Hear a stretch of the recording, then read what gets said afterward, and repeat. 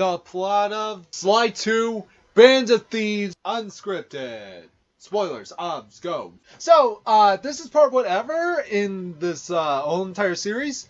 There's hopefully the playlist into the description, or in that eye in the corner. Or you could just watch the video. I don't mind.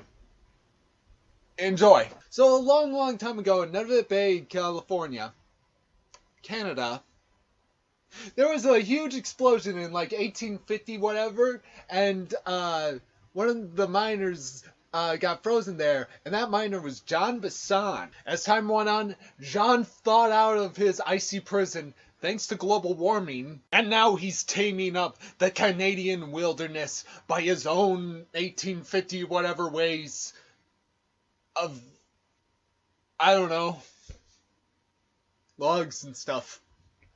Now he has possession of several clockwork parts, and that's where the Cooper gang comes in.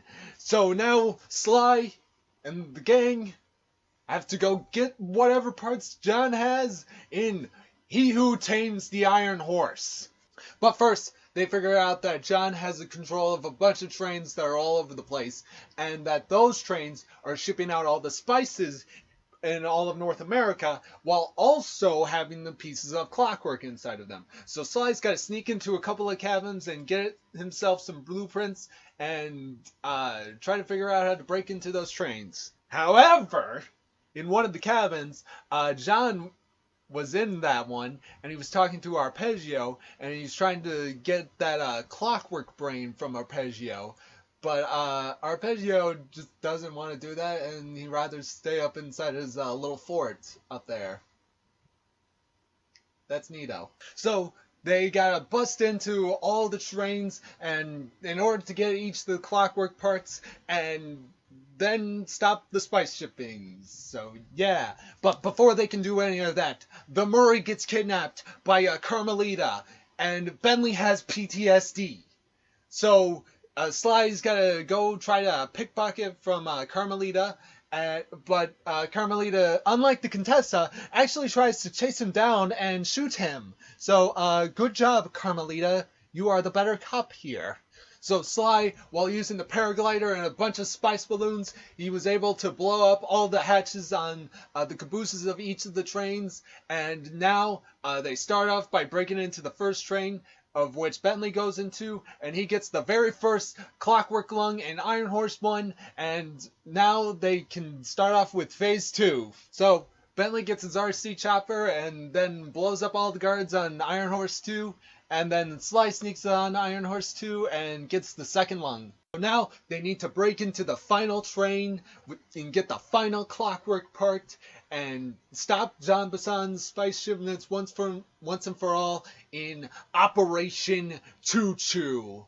So Sly gets onto Iron Horse 3, and while he's sneaking up on, John is also on that train, and he's gonna cause some wrecking, don't you worry.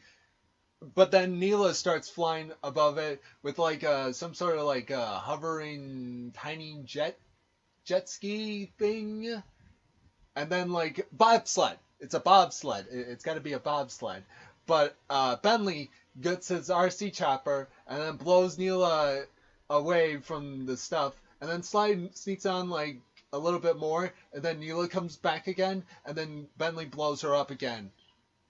So that was that was pretty cool. And then so Sly gets the clockwork stomach, and then they leave the train and crash the train, and they meet up with Carmelita, and they help her escape again. But this time, Sly feels a little bit empty on the inside, knowing that maybe he wants to help Carmelita and get her back to being a cop again, but not turning himself in. So after pulling off an incredibly great heist, the Cooper gang decided to follow the Northern Lights because they also didn't catch up with John Bison, who also survived a train crash. So anyway, the Northern Lights have been like acting like very weird, and they've been like appearing and disappearing, and also people started beating up each other at random moments. And so they figured out that the Northern Lights led all the way to a logging camp. And that is where they'll find John Bison, who also has another piece of clockwork, the clockwork talons, of which he's been using to chop up all of the woods even faster. So they gotta get the clockwork talons, and they gotta stop this weird Aurora Borealis nonsense, and they're gonna solve the mystery in The Menace from the North. So they have to do two things. They gotta first find the Northern Light battery that is controlling all of the Aurora Borealis, while also at the same time they gotta find the clockwork talons. So Sly sneaks around and takes pictures of completely unimportant things. I mean, seriously, like one of them is like the saw blades. You really need to know about that one.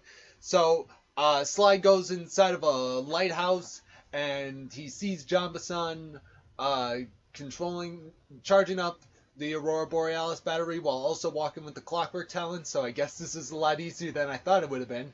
So John gets like a little bit bored, and so he's gonna have a competition where he's gonna put the talons up for first prize. So Sly and Bentley and Murray have to compete into the log guys games. That's what it's called. So later on, the Murray figured out how to where the Northern Light battery is, and it turns out that it's actually a silo. So they're going to try to drain out the Northern Light battery so that they can hide inside of it, and so that they can be picked up by Arpeggio and then be taken all the way to his hideout, wherever that is. So Bentley starts to hack inside like the boats that have Wi-Fi inside of them, and starts hooking up the batteries and drains the battery completely. But to prevent it from being charged again, they also go back inside the lighthouse and stop the shenanigans that's going inside the lighthouse. Meanwhile,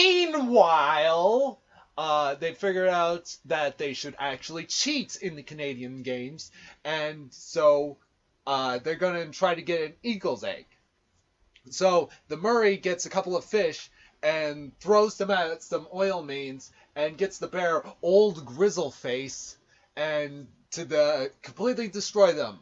And which Sly uses the updraft currents to fly all the way over to get the eagle egg. By the way, further note, there is one part where Bentley just mentions that if Sly fails this mission, he's going to be turned into chunks and will be Grizzleface's food. That's kind of messed up. So now they're ready for the Canadian games, and the battery is completely drained. So they're gonna start off with Operation Canadian Games. So during the Lumberjack games is where each member gets to do their own special part. Like the Murray gets to do a log chop. Sly jumps on a rock wall, and Bentley does a log roll, and they all do each of those portions correct, and they all get 10 out of 10s. But during Bison's portions, he does the same thing with the log chopping. So Bentley has to take the egg that they had and try to put it into John Bison's pants while a whole bunch of eagles start pecking at him, and then all the judges give him zeros. But then John intimidates them and forces them to all give them 10s. And during the climbing portion, John tries to climb the rock wall, but Murray slams him down with the grappling hook, which for some reason doesn't even catch the judge's attention. And since John falls, he got zeros again, but then John intimidates them and forces them to make 10s. So Sly thinks of this brilliant idea. Hey, how about if we just take like all 3 judges, disguise as all of them, and you know that we could just disguise as 1, maybe 2 of them, and I don't know, let's see how that works out. It doesn't work out that well. So, John kidnaps them and then puts them inside of, I don't know, like some sort of like lumber mill or something. But Bentley goes down inside one of the pipes while also the Murray starts pulling up the door to make their escape, while also Sly is at the controls and watching Bentley from above. And when he makes it down, he sees John, and John, oh boy, he's a little bit racist because he really hates turtles and he thinks that they're stupid. Not stupid. Sorry. Stupid. Just want to clarify that. Also, he got rid of all the clockwork parts and sold them all the way to Arpeggio, including the talons. So Arpeggio has every single part of clockwork, and now Bentley is trapped in here with John Bison. So Bentley has like a walkie-talkie and he's talking to Sly, and he starts fighting him, which kind of goes a little bit something like this, like, blades, blades, fire it up, blades, blades, log drop, blades, blades, fire it up, and then Bentley beats him up. And so they have to like make their, they have to escape there as fast as possible into the silo battery in order to be picked up by Arpeggio. And they lay awake there, quiet, waiting for them to be picked up by the battery. And then they're lifted up. But as they were taken away, the Murray got to see his own van being taken away by the harsh Canadian ocean. Yeah. Truly a tragic loss. Alright, shout out time. I'm giving my thanks to Swampy Fwoggo, and she made these great pictures of Neela, another one of the Murray, John Bison, and Carmelita, and that is just like really amazing. If you want to check out her stuff, links to her Tumblr in the description down below. And I'll see you for the finale.